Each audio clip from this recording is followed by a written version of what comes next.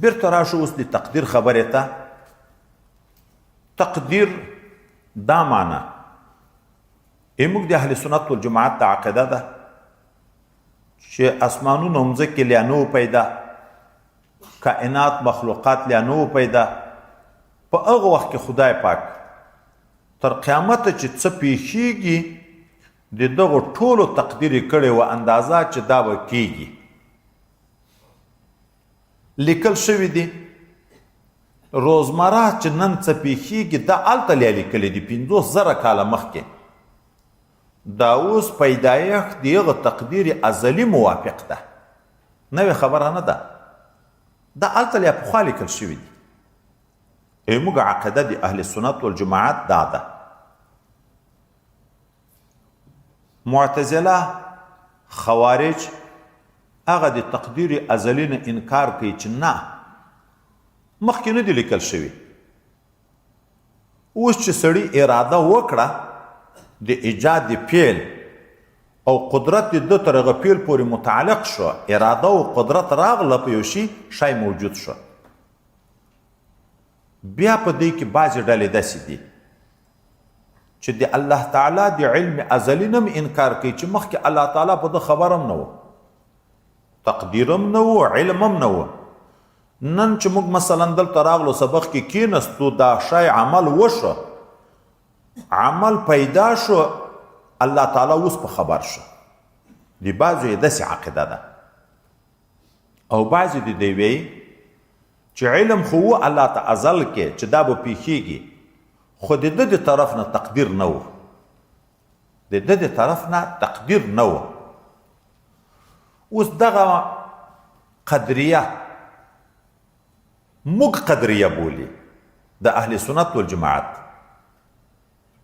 چې قدریه تاسې یې، موږ وایو چې نه تاسې یې. دا ولې کې وایي یو حدیث مبارک راغلی، حضرت پیغمبر علیه الصلاة والسلام قدریه مجوس دي دغه امت دي، مشرکین دي. مجوس په دوه خدایانو قایل دي، اهرمان یزدان. د خیر د پاره ځان ته خدای بولي، د شر د پاره ځان ته خدای بولي. دغه ظالمان چې ځان مسلمانان بولي دا هم په د قایل دي چې خیر ټول د الله د طرف نه ده، شر د بنده د لوري نه ده. هر انسان د خپل ګناه خالق بولی، پیدا کوونکی بولی، د پیدا ده، الله مخکې نه ده لیکلی او ځان اوس دی کلک مسلمان بولی. ولې که مخکې الله ازلا لیکلی چې دا سړی به زنا کوي یا به دا غلا کوي یا به دا شی کوي، نو دا انسان خو بیا مجبور ده، بیا به خامخا کوي، بیا خو د دغه فعل نسبت الله تعالی ته کیږي، بیا الله عذاب ولې ورکوي؟ اوس عقلي دلایل وی د منسوسي امورو نه انکار کوي. نو آیا دا خلک کافران دي که نه؟ دا خلک د کفر فتوا سړی پکړی شي په دا معتزله او خوارجو چې داسې عقیده ده د دی، او که نه دغه فتوا په دی باندې نشي کړی. څوک وایي چې د حضرت عبدالله ابن عمر رضی الله عنه قول ته خو چې وګورې د دی کفر معلومیږي. ولې؟ حضرت عبدالله ابن عمر وی چې زه دی خبر که زه د دی نه بیزاره یم، دی د ما نه بیزاره دي. ابراهیم علیه السلام مشرکینو ته نه ویلې چې زه د تاسې نه بیزاره او تاسې د ما نه بیزار. د ایمان په تعریف کې موږ تاسې ته بیا را روان د یو څوک دا وایي چې په ټولو امورو باندې به تصدیق هم کوي، ورسره به براعت هم د مشرکینو نه کوي، براعت هم د مشرکینو نه یي ورسره. دا براعت دلیل دی دی چې د ده په عقیده دا کافران دي. څوک یې نه د دغه ځای نه د دوی د کفر خبره نه معلومیږي. ولې؟ خو د فاسق نه به موږ بیزاري کوو، د ګناهګار به محبت کوو که بیزاري، خو د هغو نه به هم بیزاري کوو.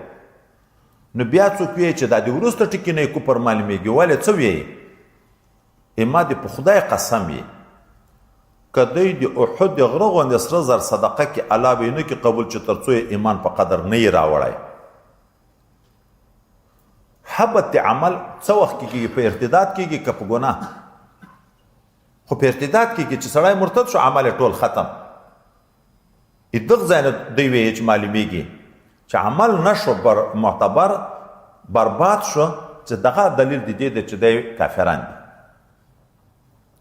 څوک تقسیم کوي هغه ډله د دوی چې د الله تعالی د علم ازلی نه هم انکار کوي دا خو وایي دي کافران چې معتزله او خوارج د الله د ازلی علم نه انکار کوي چې خدای پاک مخکې علم نه درلود په دغه کې خو اتفاق دی چې دا کافران دي دا د اختلاف ځای دغه دومره ډله ده چې علم سابق خو مني خو تقدیر سابق نه مني څه تاویلونه کوي اختلاف په دغه کې ده چې دا آیا کافران دي که نه دي کافران خو سلفو به احتیاط کوو اهل قبله باندې به فتوا د کفر نه کړه د احتیاط په بنیاد کني مبتدعين بعضې د کفر مقام ته دي رسېدلي خو چې خوف د فتنې و چې فتنې پیدا کېږي نو د کفر فتوا یې په هغه باندې نه کړه نن سبا وایي دا معتزله او خوارج هم اکثره د دومې ډلې دي چې د الله علم سابق مني خو تقدیر نه مني اوس تقدیر د ایمان جز شو والقدر خیره امنت بالله کې تفسیر کې نبی علیه السلام ورته ویلې د مؤمن به امور دیوه انشینه چې انکار وکړي سړی به مؤمن پاتې کېږي اوس نو دا چې مجوس دی امت دی د دغه وجه نه موږ ته نسبت کوي چې تاسې قدریه یې ولې په تقدیر قائل یې قدریه تاسې یې چې په تقدیر قائل یې موږ جواب کوو یو سړی تقدیر د ځان لرې کوي یو سړی ځان ته ثابتوي نو چې څوک یې ځان ته ثابتوي هغه ته به قدري وي که د ځان یې چې لرې کوي موږ خو د ځان لرې کوو موږ یې تقدیر الله کړی دی ځان ته ثابتوي چې نه زه چې خپله اراده یو کار وکړم هغه کار ځکه مخکې الله تعالی نه ده راته لیکلی دا اندازه کول روزمره زندگی تقسیم اوقات خو د ما په اختیار کې ده نو چې خپل ځان ته ثابتوي خو تا ته به قدري ویلی کېږي او هلته هغه حدیث خطرناک ته ځکه دی ځان ساتي چې نبی علیه السلام موجود دي دغه امت ورته ویلي دي مشرکین دي امت ورته ویلي دي خو دلته دا راغله چې اول دا خبره معبد جوهني کړې ده چې تقدیر سابق نشته لیکن علما لیکي اول دا خبره چې د تقدیر ازلی نه انکار کړی دا یو یهودي نسل اصل کې یهودی په یغه ځای کې موجود و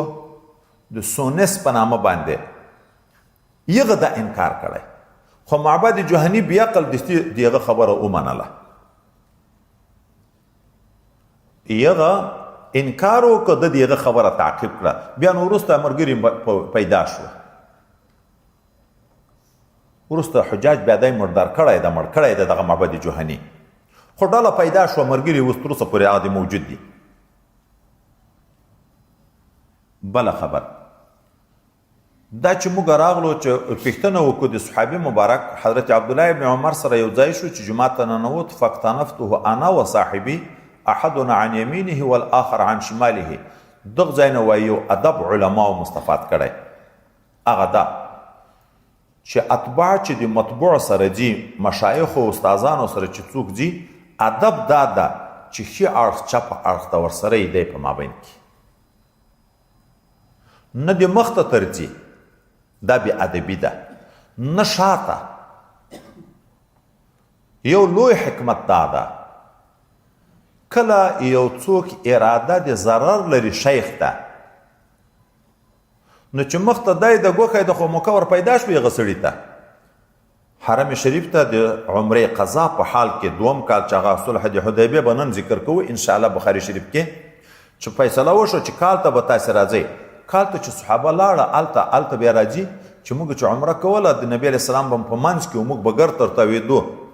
چې که کفارو د طرف نه د غیشي میشي وار کېدو چې ده ته ونه رسېږي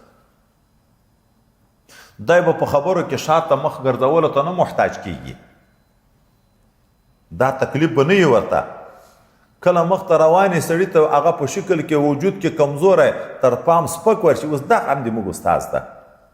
دا مخ ته تک کې کله دا تحقیر هم د سړي نه وشي نو ادب دا ده چې وایي اتباع دې د مطبوع په څنګ کې ځي بله خبر ما ورته وویلې